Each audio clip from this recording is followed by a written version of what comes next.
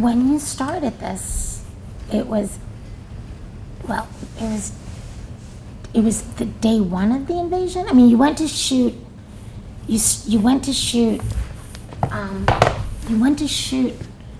a protest of some sort, right? Yeah. So that was that day one? That was technically, I guess, in Ukraine, day 2. In the US, day 1. Okay. And it was the first rally protest. Things were happening across the country, but it was the first one that was happening in New York City, and it was at Times Square, right in the middle of Times Square. What was it? What was the energy like? What was the feeling like? It was anger. I think there was palpable outrage.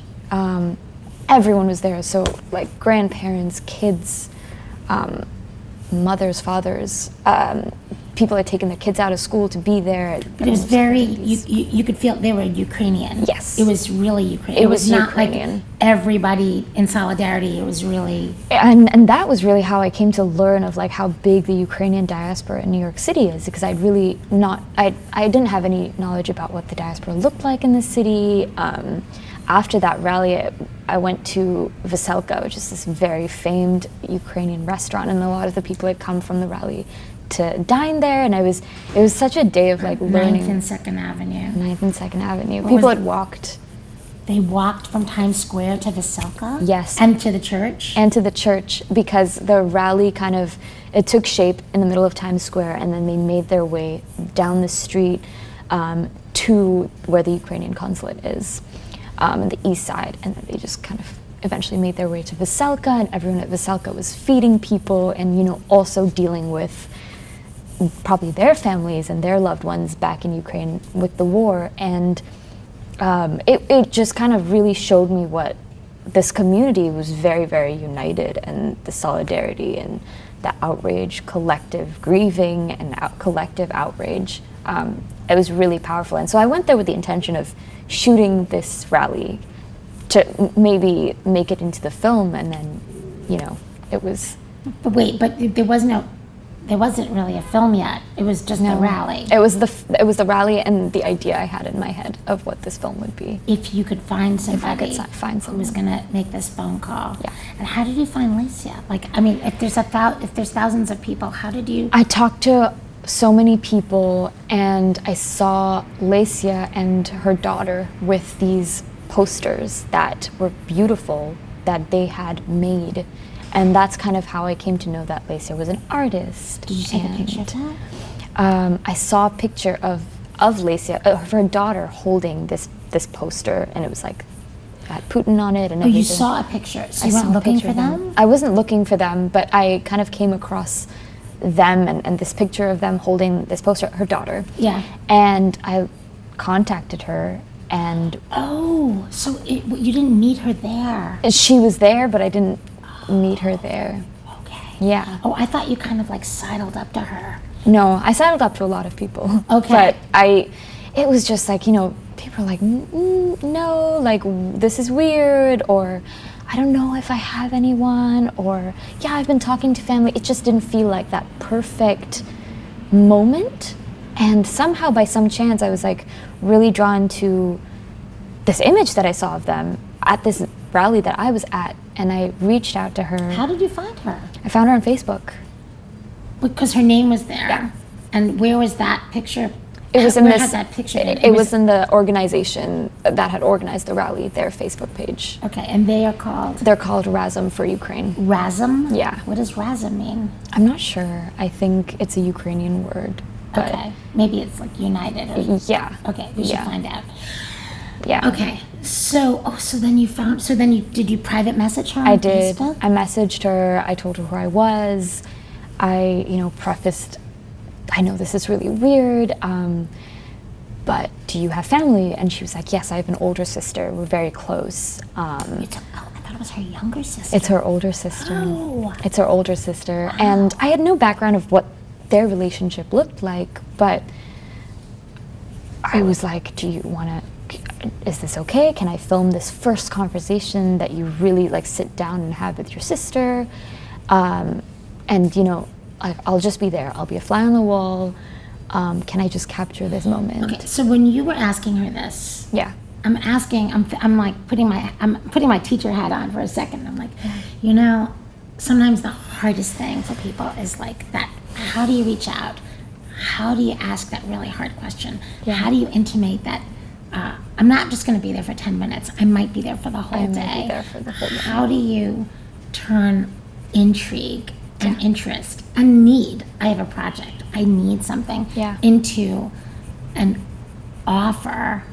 And turn that into like trust, so somebody says yes. So I'm intrigued. Like, did you put all of that into the first message, or was it going back and forth, or did you talk on the phone? It was, we actually didn't speak on the phone. It was all on message. And I still, like, Lesya and I obviously, like, are friends now, but I keep, like, telling her, like, it's so wild that you were able to just trust me without even meeting me, without like knowing who I was. Do you still have those messages? I do. I think we should make it so that people can see them. See or maybe those they messages, should be edited into this or something like that. Yeah. Maybe you can make little JPEGs of them. I just think I kind of went back to them the other day to like. I just think it would be really interesting to see those. Yeah, it was a very like almost cursory conversation. She was like, "Yes, I have an older sister.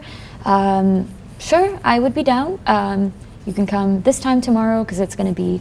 So we tried to plan for like 11 a.m. New York, so it would be like 5 p.m. Brooklyn, 5 did p.m. you say Odessa. like, please do not talk to her between now and then, so that it's real? You didn't. I didn't. I just kind of, I had given her the idea that I'd love to capture this moment between you and your sister, talking about what everything means right now. Like, what does it mean? And she was like, okay.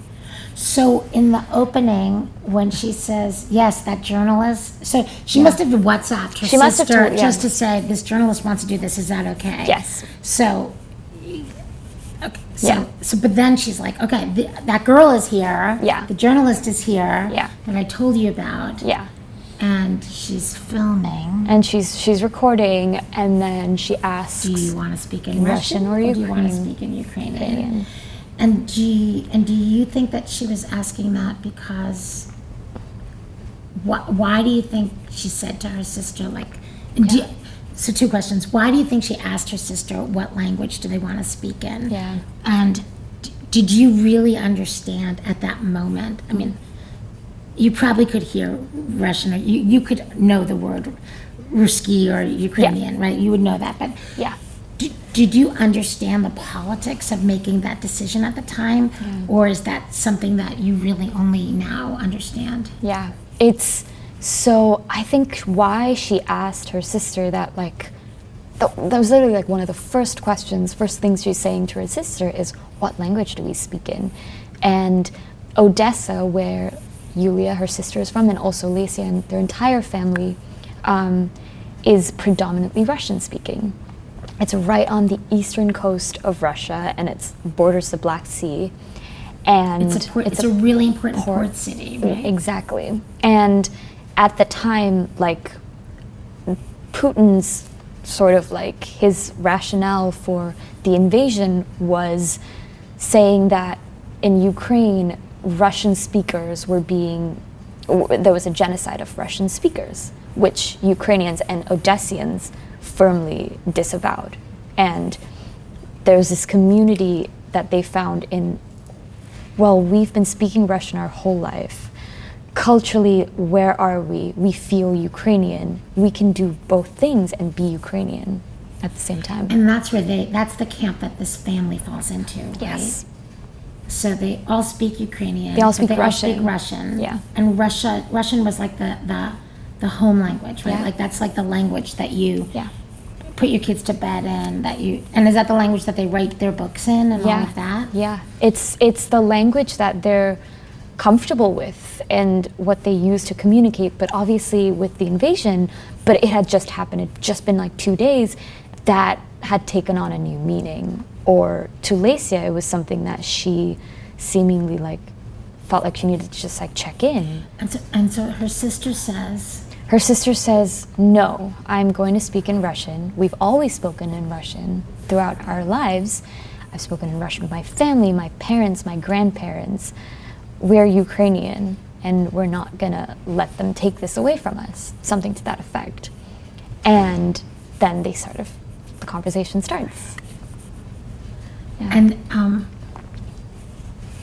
And you put some context at that time, which I haven't seen yet, like a card explaining this. Why did you do that? So it was interesting. I think you had that. It was so interesting for you watching this because you had known about Odessa, but what had you thought about Odessa before? I've always thought Odessa was in Russia, and I've always thought Lvov was in Poland, and I knew Kharkov was in the Ukraine, but I worked at a place called the YIVO Institute for Jewish Research in the 80s, so I knew all of these places. Either my family members came from places kind of like around there, or or I had worked on projects I worked on describing collections of photographs that were from all of these places, and actually a lot of those places were like the sites of incredible pogroms at the turn of the century, and were reasons why the huge Jewish communities and lots of them left. But so many of these towns, it was only during this invasion I was like, wait a second, that's in the Ukraine? I thought that was Poland. Well, it was Poland. Well, it was Russia.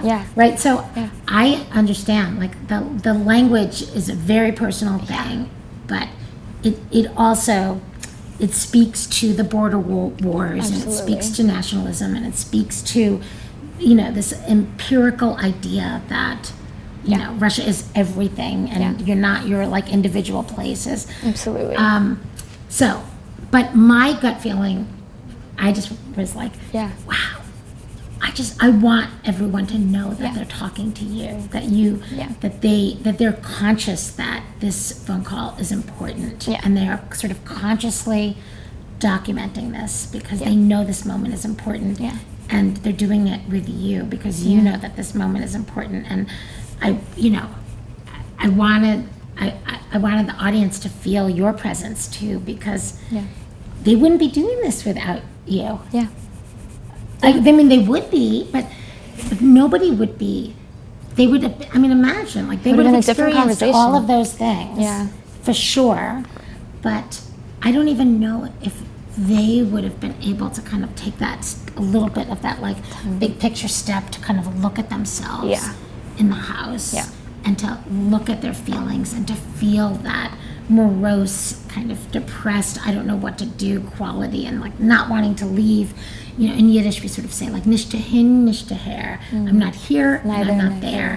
And it's like you're somewhere in between. And I think that that's really where they were. And I'm sure that so many people feel that. And then the kids expressed that so beautifully. So did you went back? You went back, right? Like, the phone call all takes place in one day, but but then there's like I'm not leaving the house.